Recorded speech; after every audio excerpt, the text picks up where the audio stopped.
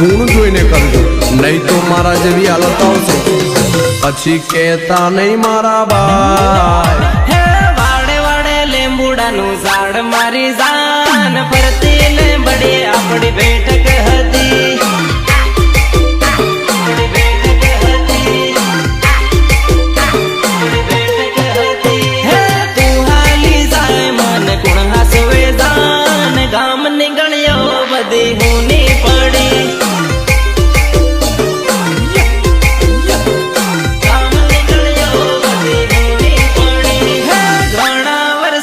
તારો હાથ છૂટ્યો રે મારી જાન હું તો એકલો પડ્યો.